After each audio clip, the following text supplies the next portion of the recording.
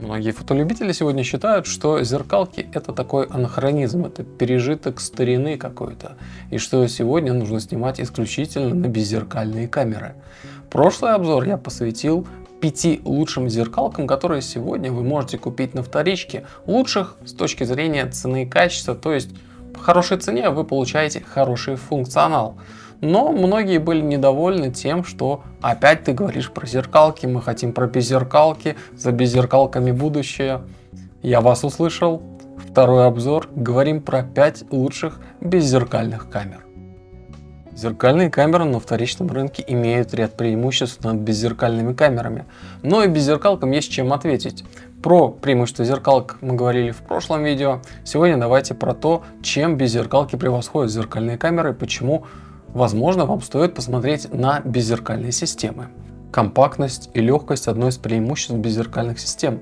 Но тут стоит понимать, что это преимущество больше относится к любительскому сегменту. Потому что если мы берем профессиональный сегмент, крупные беззеркальные тушки, крупные топовые объективы, такие связки, они будут не намного легче, чем их зеркальные аналоги. Следующее преимущество беззеркалок над зеркалками – это более тихая работа.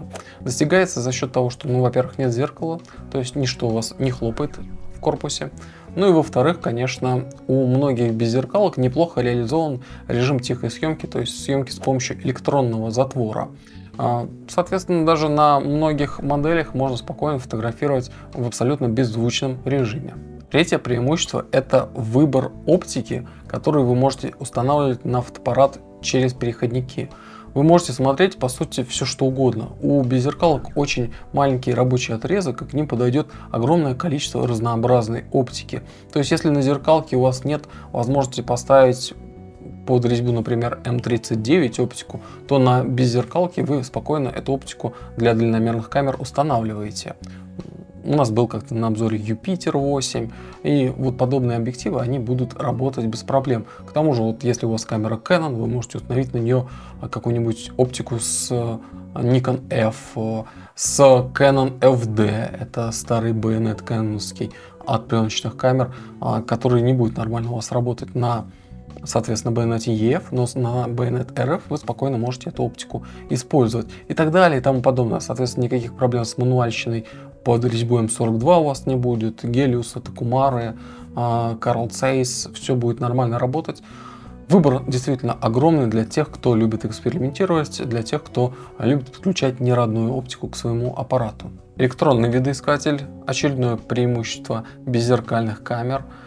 Вообще электронный видоискатель был у зеркальных камер с полупрозрачным зеркалом от Sony, но в беззеркалках, безусловно, более продвинутые электронные видоискатели, потому что беззеркалки, они в большинстве своем новее, чем те камеры Sony.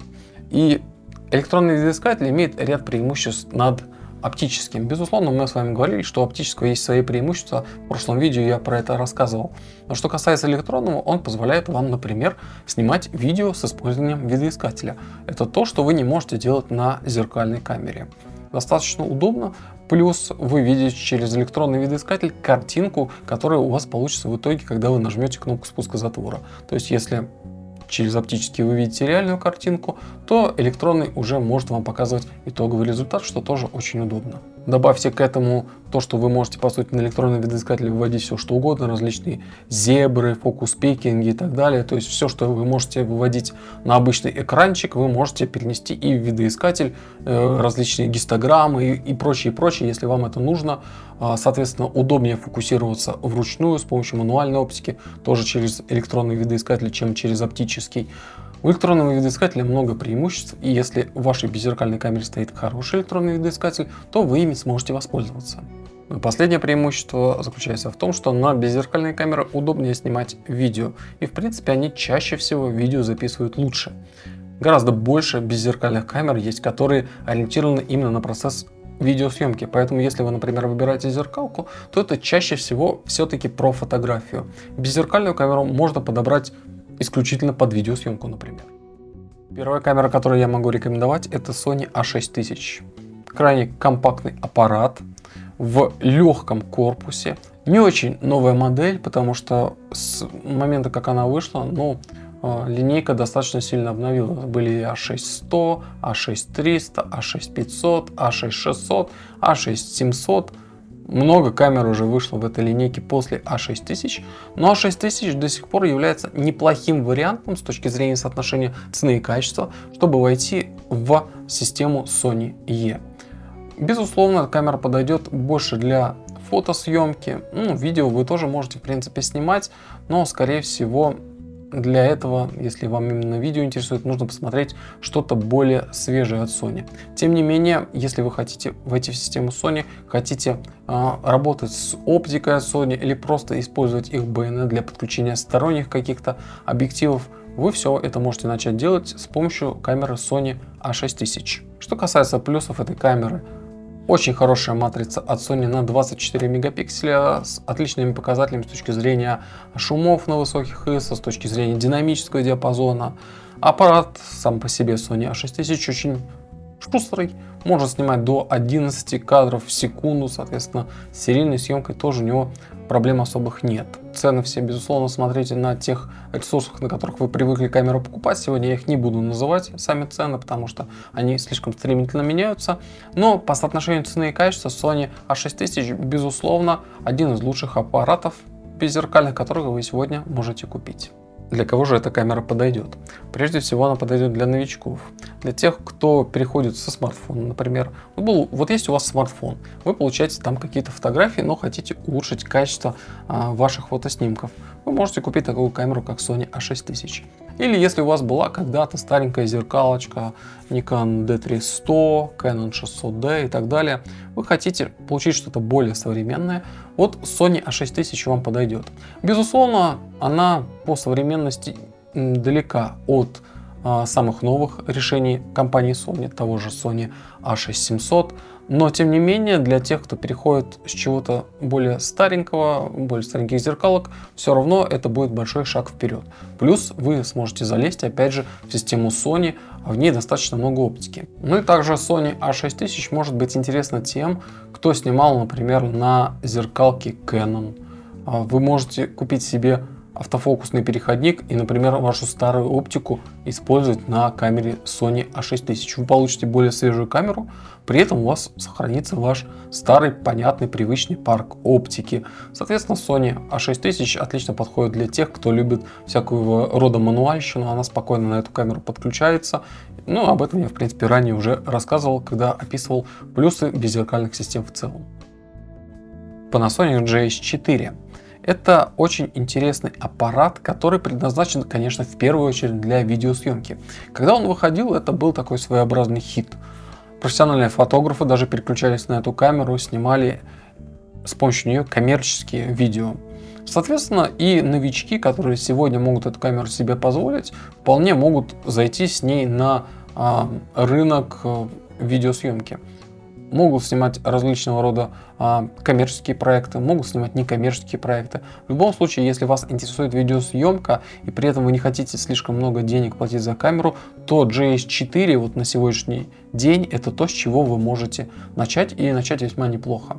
Что касается других преимуществ этой камеры, то есть камера снимает 4К видео, делает это отлично. Не только для того года, когда эта камера вышла, но и на сегодня видео с нее выглядит весьма неплохо. Безусловно, другими преимуществами этой камеры являются крепкий корпус, хорошая погодозащита. Те, кто любит путешествовать и таскать с собой камеру, вполне могут это оценить. Что касается фотографий, этой камерой, конечно, можно снимать фото, но нужно понимать, что все-таки она изначально была более заточена под видео. Ее матрица с кроп-фактором 2, она выдает, наверное, не такие классные результаты при съемке фото, как это делает та же Sony, но тем не менее, если вам интересно одновременно и фото, и видео, то можно в том числе рассмотреть эту камеру. Для кого эта камера подойдет? Конечно, для видеоблогеров, для тех, кто создает контент. Отличные ролики можно снимать с помощью этого аппарата. Опять же, я уже сказал, что для любителей путешествий и активного отдыха эта камера тоже может пригодиться. Начинающие фильммейкеры могут ее использовать, могут на ней учиться. Ну и фотографы-любители, которые вот хотят перейти в систему 4/3, они тоже могут начать, в принципе, с этого аппарата, особенно если их интересует гибридный шутинг, то есть одновременно и съемка и фото, и видео. Многие хотят по нашим сегодняшним временам именно этого, то есть иметь возможность снимать как хорошие фото, так и хорошие видео. В принципе, эта камера позволяет это делать. Но вы точно ждали эту камеру. Sony A7 Mark II. Это, наверное, одна из самых частых беззеркалок, которые я советую в каких-то своих роликах, но от этого никуда не деться. По-прежнему цена-качество этой камеры весьма неплохое для вторичного рынка. Во-первых, она уже не имеет недостатков первого поколения Sony A7, то есть они действительно избавились от многих недостатков той камеры, и поэтому вторые поколения вообще в беззеркалках лучше всего смотреть на хотя бы второе поколение беззеркалок, потому что первое обычно бывает несколько ущербным, у него бывает достаточно много каких-то элементарных косяков, которые потом компания быстро исправляет, и во второй версии камеры уже их нет. Вот Sony A7 II это как раз про это.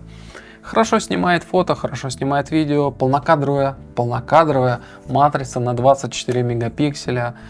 Есть встроенная система стабилизации изображений 5-осевая.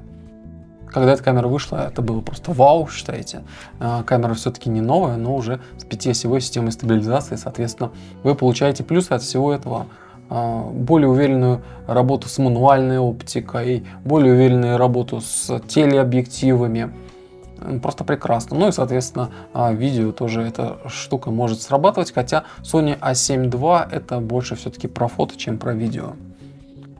Опять же, камера достаточно компактная, но при этом она достаточно прочная. Она все-таки уже сделана из магниевого сплава, без всяких там заигрываний с пластиком, как это происходит в каких-то младших моделях Sony. Здесь магниевый сплав крепкий, при этом достаточно компактный корпус. Ну и, конечно, нельзя не отметить, что здесь у нас остается преимущество широкого выбора объективов под систему Sony E. Это не только современные объективы, но и разные старенькие решения, причем как от сторонних брендов, даже условных Canon, так Minolta и так далее, так, соответственно, мануальная оптика. В общем, Sony E позволяет байонет этот подключить вам практически все, что угодно, плюс этот байонет крайне перспективный, потому что огромное количество компаний сегодня выпускают оптику именно под Sony E. В отличие от Canon, в отличие от Nikon, Sony не жадничает делиться своими технологиями. Это позволяет таким компаниям, как Tamron, Sigma, Viltrox, штамповать объективы в огромных количествах под эту систему. Так что это одна из самых, наверное, перспективных сегодня систем, в том числе за счет вот такой открытости компании Sony в этом плане. Sony A7 второго поколения отлично подойдет для тех, кто очень хочет себе полнокадровую беззеркалку. Знаете, достаточно на моем канале комментариев от людей, которые говорят: я вообще не воспринимаю кроп, это вообще не камеры, мне только полнокадровую камеру нужно. Вот для таких людей подойдет вполне себе эта камера. Эта камера также подойдет для тех, кто любит баловаться с различной мануальной оптикой, но об этом я уже неоднократно сегодня говорил, про систему Sony E. Эта камера подойдет и в путешествии, если опять же вы хотите себе получить полнокадровую камеру, но не слишком большую, то можете взять себе камеру из этой линейки. Опять же, я уже говорил про компактность, она весьма относительная. Вам нужно еще искать соответствующее стекло, чтобы система действительно была компактной. Ну и, конечно, Sony A7 второго поколения это отличный вариант интегрироваться в систему Sony E. Покупаете эту камеру, снимаете ей какое-то время, и дальше уже вам все нравится или все не нравится, вы уже для себя можете определиться. Если все нравится, у Sony огромное количество вариантов новых камер, более свежих камер, на которые вы потом можете перейти. Sony A7R5, например, достаточно сильно превосходит Sony A7 II, так что вы не будете ограничены в выборе. Можете перейти туда или купить Sony A7S III, более ориентированную на видео камера. То есть A7 II это такая отправная точка, с чего вы можете стартовать в системе Sony. Fujifilm. Ну, нельзя просто так взять и составить топ беззеркалок без Fujifilm. Ну, потому что у этой системы очень много поклонников, и я все-таки хочу им дать какой-то вариант, если они хотят стартовать именно в беззеркальной системе Fujifilm. У меня была как-то камера когда-то, которой я пользовался несколько лет, Fujifilm X-T20. И сейчас я не вижу каких-то особых причин, почему бы эту камеру не приобрести на вторичке. Цена адекватная, функционал адекватный, отлично снимает фото, отлично снимает видео, выглядит потрясающе. Количество оптики под систему Fuji сейчас стремительно растет благодаря сторонним производителям, ну и благодаря самой Fuji. Соответственно, если вы не боитесь цен на родную оптику Fujifilm, если вам нравятся цвета, а это то, благодаря чему Fujifilm многие выбирают, то вот, пожалуйста, можете начать с X-T20. Что касается преимуществ, это, безусловно, компактный размер и маленький вес. Вот если мы говорили с вами про камеры Sony, про ту же Sony A7, там второе поколение и так далее, то там компактность была весьма относительная. Но вот что касается Fujifilm, то там компактность она настоящая. У меня была вот такая вот маленькая сумочка, в которой помещался X-T20 плюс универсальный зум-объектив с диафрагмой f4 и плюс портретник с диафрагмой 1.2. Вот такая маленькая сумочка. Аналогичный комплект с зеркальной системой, тем более с полнокадровой зеркальной системой, ну, занимал бы целый рюкзак, наверное. То есть это действительно компактная система. Я уже сказал, что камера хорошо снимает видео. Действительно, она снимает 4К видео. Очень хорошего качества. Мне всегда нравилось, как она снимала видео. И у нее есть неплохая система автофокуса, которая в том числе и видео может справляться. Безусловно, она не такая крутая, как современные системы автофокуса от Canon, Nikon или Sony, но все равно съемка видео, даже если вы снимаете видеоблог, если вы снимаете себя, все равно автофокус работает лучше, чем на условном GH4, чем на условных Panasonic, да, на всех, кроме самых последних. Но Fujifilm X-T20 это все-таки камера, которая больше про фото. Знаете, у нее есть вот этот ретро-дизайн с кучей переключателей различных. Вы можете диафрагму переключать прямо на объективе, если объектив позволяет. Вы можете, соответственно, XP-коррекцию вносить с помощью поворота колесика верхнего там, или менять выдержку тоже с помощью отдельного колеса. Все это очень клево сделано в ретро-стиле, и это все именно про фотографию. Опять же, X-Trans CMOS матрица третьего поколения там установлена, хорошие показатели съемки на высоких ISO, хороший динамический диапазон у нее, интересная передача цвета. Ну и, конечно, в этой камере есть так полюбившиеся многим режимы имитации пленки. Вообще камера неплохо подходит для тех, кто не хочет заморачиваться с обработкой RAW файлов после съемки, а хочет просто снимать в JPEG. Вот если вы привыкли на своем телефончике получать сразу готовые снимки, то в принципе Fujifilm X-T20 может вам позволить делать то же самое. При этом, настраивая соответствующие фильтры, настраивая соответствующую имитацию пленки, вы получите сразу весьма неплохой кадр без какой-то дополнительной обработки. Камера также подойдет для путешественников, кому важна компактность и легкость, об этом я уже сказал. Камера действительно очень маленькая. Ну, подойдет она и для тех, кого интересует одновременно съемка как фото, так и видео. Уже сказали, что камера отлично справляется с обеими задачами. Также эту камеру могут выбирать те, кого интересует в том числе эстетическая составляющая. Я уже сказал, эти камеры, они очень красивые. Они сделаны в ретро-стиле, с этими всякими классными колесиками. Многие объективы Fujifilm имеют там диафрагму, которая поворачивается тоже за счет колеса. Короче, сделано действительно с эстетической точки зрения очень клево, и кому это важно, те тоже могут выбрать эту камеру. Также эту камеру часто выбирают любители уличной фотографии, потому что камера маленькая, и если вы выбираете, например, темный корпус, то она не особо приметная. Да, у нее есть все эти клевые колесики, но это видно уже при приближении. Издалека непонятно, да, просто компактная небольшая камера. При этом вы можете подключить к этой камере блинчики, которые в Fujifilm есть, и тогда аппарат станет совсем уж компактным, условно даже говоря, карманным. Также я думаю, что фанаты черно-белой фотографии могут выбирать такую камеру, потому что там есть, опять же, имитации пленки, есть многими любимый режим Acros. Пятая камера в нашем сегодняшнем списке, название которой звучит как скороговорка, это Olympus OMD EM10 Mark III. Я справился. В общем, это очень компактный и очень приятный фотоаппарат от компании Olympus. В системе Micro 4 третьих, в той же системе, в которой был GH4 Panasonic, очень компактный и очень красивый фотоаппарат. Опять же, обращаясь к тому же Fujifilm имел свои какие-то фишечки, колесики и так далее. Olympus делает нечто похожее и очень интересное.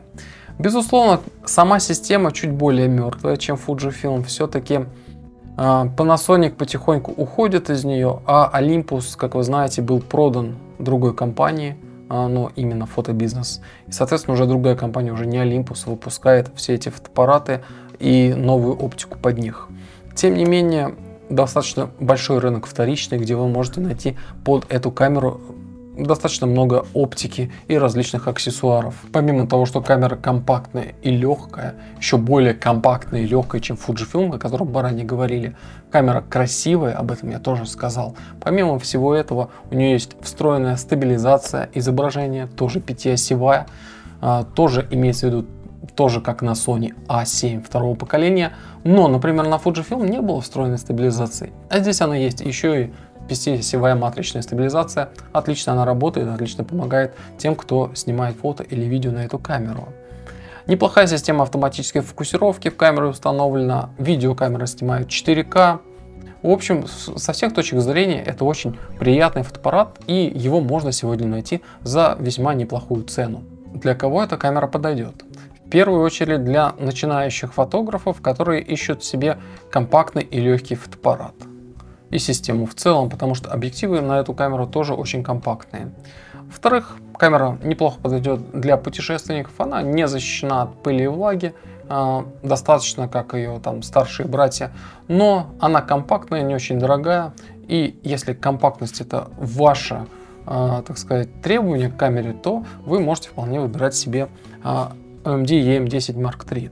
Любителям уличной фотографии эта камера опять же подходит, ну, наверное, не в сером корпусе, а тоже в черном, как Fujifilm. Мы с вами про Fujifilm тоже самое говорили. Камера весьма компактная, есть компактная оптика для нее, и она неплохо подходит для стрит-съемки, то есть камера весьма незаметная и не привлекает особо внимания людей со стороны. Фотографы-любители могут заинтересоваться этой камерой, опять же, тем, кому эстетика важна. Мы про это говорили в рамках разговора про Fujifilm.